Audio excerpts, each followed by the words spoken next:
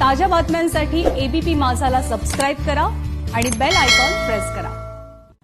नागपूर जिल्ह्यातील मोसंबी उत्पादक तालुका अशी ओळख असलेल्या नरखेडमध्ये अज्ञात रोगामुळे मोसंबी फळाची मोठ्या प्रमाणावर गळती झालेली आहे। त्यामुळे शेतकऱ्यांना मोठं नुकसान सहन करावं लागतंय।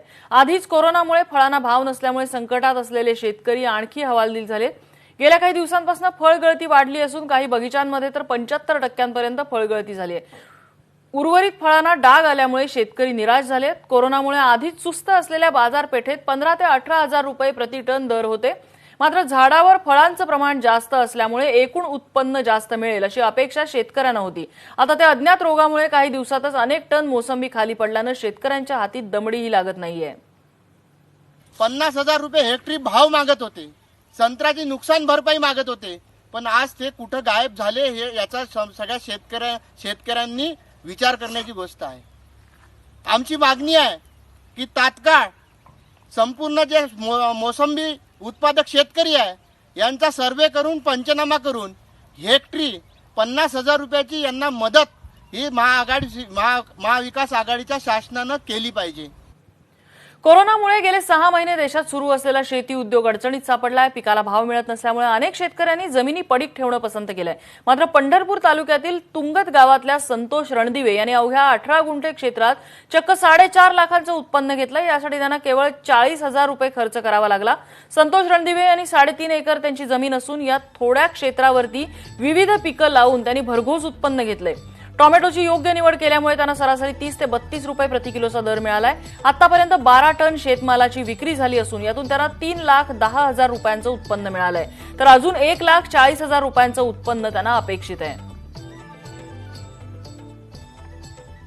1200 क्विंटल त्याचं मला आतापत्र उत्पन्न त्याचं गावले गेलेलं आणि ती मी मूल्यम पेठातनं दिल्लीला माल जातो, त्यामुळं माझा त्यातून बी फायदा चांगल्या पद्धतीचा झाला।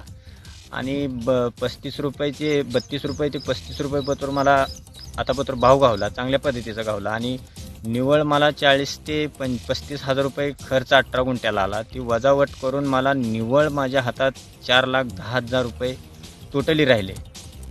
यवतमाळ जिल्ह्यातल्या नेर तालुक्यात चक्रीवादळ आणि पावसामुळे पिकांचं मोठं नुकसान झालंय। जिल्ह्यात सर्वत्र कमी अधिक पाऊस झालाय। मात्र नेर तालुक्यातल्या सिरजगाव, पंढरी, महाजनपूर आणि उमराठा या भागामध्ये साधारण 250 एकरवरच्या पिकांना वादळाचा मोठा फटका बसलाय। तालुक्यात अनेक शेतकऱ्यांच्या तूर, कापूस, उडीद, मूग या पिकाचंही मोठं नुकसान झालंय। तर उमराठा इथल्या घरांचं छत सुद्धा वादळात उडालेलं आहे। त्यामुळे या भागाचा पंचनामा करून शेतकऱ्यांना तात्काळ नुकसान भरपाई मिळावी अशी मागणी करण्यात येते। इकडे नाशिक जिल्ह्यातल्या कळवण, सटाणा, येवला, मालेगाव, चांदवड या तालुक्यामध्ये काल संध्याकाळच्या सुमारास वादळी वाऱ्यासह जोरदार पावसानं हजेरी लावली आहे। त्यामुळे येवला आणि सटाणा तालुक्यात अनेक शेतकऱ्यांच्या उभ्या पिकाला त्याचा तडाखा बसलाय। देवळा तालुक्यातील ठेंगोडा गावामध्ये ऊसाला मोठा फटका बसलाय। वादळी वाऱ्यामुळे संपूर्ण ऊस आडवा झालाय। तर सटाणा तालुक्यामधल्या अनेक गावांमधली मक्याची कणसंही आडवी झाल्यामुळे शेतकऱ्यांचं मोठं नुकसान झालंय। येवला तालुक्यात सुद्धा अशीच परिस्थिती आहे। या भागात मक्यासह काढणीला आलेल्या बाजरीचं मोठं नुकसान झालेलं आहे। इंदापूर तालुक्यात आणि बारामतीच्या जिरायती भागात झालेल्या अतिवृष्टीमुळे खरीप हंगामातल्या पिकांचं मोठ्या प्रमाणात नुकसान झालेलं आहे। यंदा समाधानकारक पावसामुळे शेतकऱ्यांनी खरीप हंगामात बाजरी, भुईमूग, मका आणि इतर चारा पिकं घेतली होती। बाजरीचं पीक अंतिम टप्प्यात असल्यामुळे बहुतांश शेतकऱ्यांची बाजरीची काढणी आणि खुडणी सुरू झाली होती। पण काल आलेल्या पावसानं हातातोंडाशी आलेला घास हिरावलाय।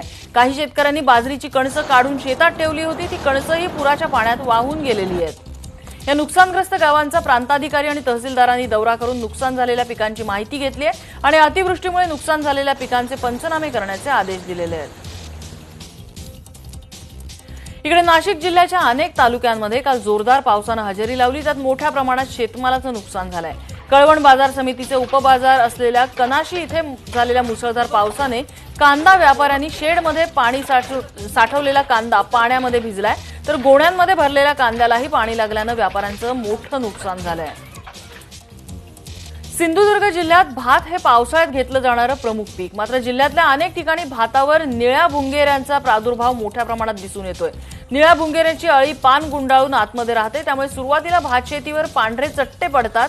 जेव्हा मोठ्या प्रमाणात निळ्या भुंगेऱ्यांचा प्रादुर्भाव होतो तेव्हा भात करपल्यासारखं दिसतं, मात्र तो करपा रोग नसून निळे भुंगेऱ्यांचा प्रादुर्भाव असल्याचं तज्ज्ञांचं म्हणणं आहे. सातारा जिल्ह्यातला दुष्काळी भाग समजल्या जाणाऱ्या माण खटाव भागाला रात्री पावसानं झोडपून काढलंय. विजेच्या कडकडाटासह झालेल्या पावसामुळे शेतीचं मोठं नुकसान झालेलं आहे. एका बाजूला कोरोनाची वाढती आकडेवारी आणि त्यात दुसरीकडे पावसानं केलेल्या नुकसानामुळे स्थानिकांची चिंता वाढलेली आहे. लवकरात लवकर नुकसान भरपाई मिळावी अशी मागणी शेतकऱ्यांनी केलेली आहे. काल रात्री वादळी वाऱ्यासह झालेल्या मुसळधार पावसामुळे हिंगोली जिल्ह्यातल्या वसमत तालुक्यात ऊसाचं मोठं नुकसान झालंय. उभं पीक जमिनीवर आडवं पडल्यामुळे शेतकऱ्यांचं मोठं नुकसान होत आहे. अनेक शेतकऱ्यांचा ऊस हा पुढील महिन्यांमध्ये कापणीला येणार होता, पण अशातच संपूर्ण ऊस आडवा पडल्यामुळे शेतकरी पुन्हा एकदा संकटात सापडलाय.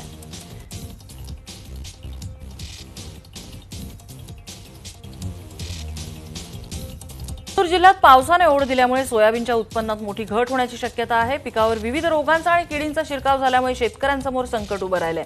मराठवाड्यातल्या लातूर विभागामध्ये 16,94,000 हेक्टर क्षेत्रावरती सोयाबीनची पेरणी करण्यात आली, पण अतिरिक्त पावसामुळे सोयाबीनच्या पिकावर रोगाचा प्रादुर्भाव झालाय.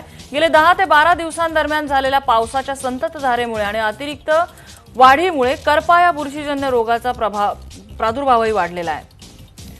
बुलढाण्यात डोंगरशेवली गावाजवळ शेतात एक अस्वल आणि 2 लहान पिल्लं पाहायला मिळाली. या भागात अनेकदा वन्य प्राण्यांचा हैदोस पाहायला मिळतो. अनेकदा अस्वलाने शेतकऱ्यांवर हल्लेही केलेत, पण आता या अस्वलाच्या मुक्त संचाराने शेतकरी आणि मजुरांमध्ये भीतीचं वातावरण आहे.